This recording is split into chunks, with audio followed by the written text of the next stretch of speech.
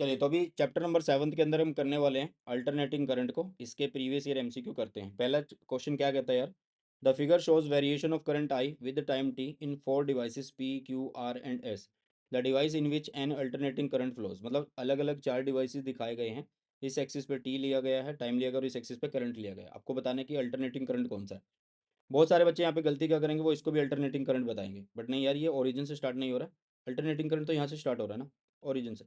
तो आपका जो ऑप्शन है वो कौन सा सही रहने वाला है, वो डी सही रहने वाला है, क्योंकि ये एस है और एस किस में है, वो डी ऑप्शन में है। 2023 में ये क्वेश्चन आया था।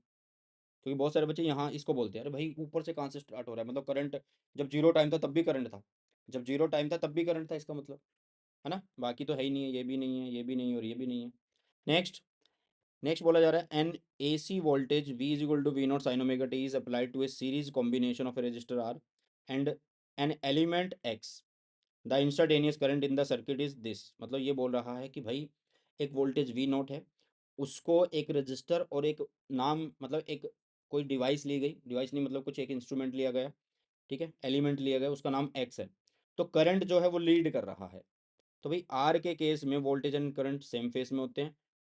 अगर जो एक्स आया है, करंट अगर वहाँ लीड कर रहा है, तो इसका मतलब एक्स जो है एक कैपेसिटर है। तो यहाँ पे एक्स क्या है बेटा जी, एक कैपेसिटर रहने वाला है, क्योंकि उसके केस में ही उसके केस में ही क्या होता है, करंट लीड करता है। तो एक्स यहाँ पे क्या है, एक कैपेसिटर है। आगे बोला जा रहा है which of the following is correct, यहाँ पे कौन सा सही है। तो लास्ट वाला बिल्कुल सही है। कैसे है, ध्यान से देखना। यहाँ पे हमने लिया आई, और इसी एक्सिस पे हमारा वी आर जा रहा है। इस एक्सिस पे हमारा क्या चला गया भाई, वी सी चला गया। क्यों? क्योंकि इंडक्टर के केस में क्या होता है, सॉरी कैपेसिटर केस में होता है, करंट और वोल्टेज के बीच में -π/2 का फेज डिफरेंस होता है। तो करंट अगर इधर माना है तो इधर ये π/2 जा रहा है। तो इधर हो गया हमारा वोल्टेज, मतलब π/4 पे है नेट वोल्टेज, ठीक है। तो इसका मतलब अगर मैं यहाँ पे 10π/4 निकालूं तो वो कितना होगा, परपेंडिकुलर बाय में बेस, परपेंडिकुलर कौन है, वी सी, बाय में वी आर। तो 10π/4 कितना होता है, 1। तो V C is equal to V R है। वी सी मतलब आई एक्स सी, ये कितना है, आई आर। तो ये इससे कट, ये इससे कट, तो X is equal to R हो रहा है, तो X is equal to R हो रहा है। तो डी ही है हमारा, X is a capacitor and X C की वैल्यू हमने बता दी है। क्लियर है बेटा। नेक्स्ट, नेक्स्ट क्या बोला जा रहा है, which of the following statement is about a series LCR circuit connected to an AC sources correct. तो पहला ऑप्शन अगर हम पढ़ते हैं तो यही ऑप्शन बिल्कुल सही है। क्यों? इन्होंने बोला कि if the frequency of a source is increased, the impedance of the circuit is first decrease and then increase. देखो भाई, अब जैसे जैसे हम क्या करते हैं, फ्रीक्वेंसी बढ़ाते हैं, तो इम्पिडेंस घटता चलेगा, और उसके बाद फिर इंक्रीज होगा। तो ये कैसे होगा, ये इस फॉर्मूले से इंक्रीज होता है। ये क्या होता है बेटा जी, इस फॉर्मूले से आप लोगों का इंक्रीज होता है। जेड इज इक्वल टू, यहाँ पे आ जाएगा R square plus XL minus XC का होल स्क्वेयर। अब एक्सएल होता है एल ओमेगा, एक्सी क्या होता है बेटा जी, 1/c ओमेगा होता है। एक्सी क्या होता है, 1/c ओमेगा होता है। और ओमेगा क्या होता है, ओमेगा क्या होता है, 2π फ्रीक्वेंसी होता है। तो जब हम फ्रीक्वेंसी को बढ़ाते चल रहे हैं, जब फ्रीक्वेंसी अगर जीरो रख रहे हैं, तो जेड उस टाइम पे इन्फिनिटी हो जाएगा ना, मैक्सिमम होगा। अब जैसे जैसे फ्रीक्वेंसी बढ़ाएंगे तो जेड एक टाइम के लिए पहले घटेगा, फिर एकदम से बढ़ना शुरू होगा। तो ये बात पहले वाले ऑप्शन के लिए बिल्कुल सही है। नेक्स्ट बोला जा रहा है what is the ratio of the inductive and the capacitive reactance in an AC circuit. ठीक है, इंडक्टिव और कैपेसिटिव रिएक्टेंस का रेशियो निकालना है। इंडक्टिव मतलब एक्सएल बाय एक्सी, एक्सएल क्या होता है, एल ओमेगा, एक्सी क्या होगा, 1/c ओमेगा, सी ओमेगा मतलब यहाँ पे सी ओमेगा हो गया। तो ये हो गया ओमेगा स्क्वेयर एल सी हो गया बेटा जी। तो ऑप्शन नंबर ए सही है। ठीक है, नेक्स्ट है in a circuit the phase difference between the alternating current and the source voltage is π/2। भाई करंट और वोल्टेज के बीच में π/2 का फेज डिफरेंस है। Which of the following can not be the element. भाई फेज डिफरेंस किस में होता है π/2 का, या तो सी एल में होता है या फिर सी में होता है। ठीक है, तो इसका मतलब या तो भाई इन्होंने बोला कि कौन सा यहाँ पे सर्किट का हिस्सा नहीं हो सकता, यार ओनली सी होगा उसमें, तो ओनली आर, एल उसमें भी होगा, एल और सी ये भी वही बात है ना, या तो एल या सी, बट अगर आर आ जाए फिर नहीं होगा ना। तो इस केस में नहीं हो सकता, इस केस में नहीं हो सकता बेटा जी। ठीक है, समझ में आया, कुछ ना कुछ फिर अलग डिफरेंस आएगा। तो सी जो है वो ऑप्शन सही है हमारा। इम्पिडेंस का फॉर्मूला पूछा है, इम्पिडेंस का फॉर्मूला इस आर स्क्वेयर प्लस में एक्सएल माइनस एक्सी का होल स्क्वेयर है। ये पूछा है सिंपल, तो डी हो गया। Impedance of a series LCR circuit, यही तो पूछा था। Next, the voltage across A register an inductor and a capacitor connected in series to an AC source are 20 volt, 15 volt and 30 volt respectively. The resultant voltage in the circuit. अरे भाई series LCR circuit है, आपको voltage बतानी है, तो voltage का formula तो यही होता है, अंडर रूट में वी स्क्वायर प्लस में वी एल माइनस वी सी। जो चीज़ बड़ी है उसको पहले लिख दो, जो चीज़ बड़ी है उसको पहले लिख सकते हो, नहीं तो स्क्वायर ऊपर है तो माइनस माइनस तो प्लस होने ही वाला है। ठीक है, तो वी आर स्क्वायर मतलब 20 का square is 400, V L minus V C मतलब 15 बचेगा, क्यों, क्योंकि भाई एक 30 है एक 15 है, तो 30 माइनस 15 15, 15 का स्क्वायर कर लो तो 225, 225 और 400 ऐड हुए तो 625, 625 का अंडर रूट इज 25। तो ये आ गई किसकी वैल्यू यार, वी की वैल्यू हमारे पास आने वाली है। नेक्स्ट है, a circuit is connected to an AC source of variable frequency, as the frequency of the source is increased the current first increase and then decreases. Which of the following combination of the element is likely to comprise the circuit? इन्होंने बोला कि as the frequency of the source is increased the current first increases, ठीक है, and then decreases.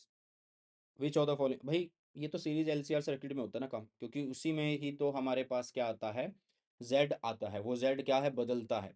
देखो जब आप लोगों के पास क्या होगा, जब आप लोगों के पास क्या होने वाला है, देखो यहाँ पे अगर हम माने इधर Z है इधर फ्रीक्वेंसी है, तो वो क्या था ग्राफ कि धीरे धीरे वो ऐसे बन रहा था ना, तो उस टाइम पे अगर मैं करंट के लिए बनाना चाहता हूँ तो करंट के लिए कुछ ऐसे बनेगा भाई।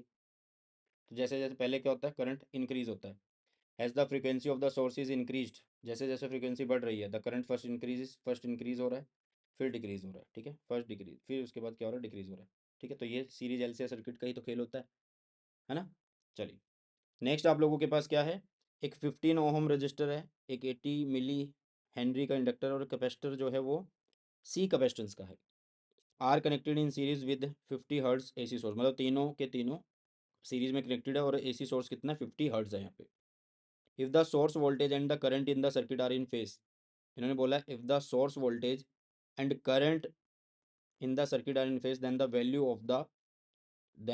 ऑफ द कैपेसिटेंस क्या होगी। देखो यार इन्होंने बोला है कि वोल्टेज एंड करंट वो सेम फेज में है, भाई जब तीनों चीज़ें लगी हैं, एल भी लगा है सी भी लगा आर भी लगा और वोल्टेज और करंट सेम फेस में बोल रहा है, तो इसका मतलब तो ये है कि ये रेजोनेंस में है।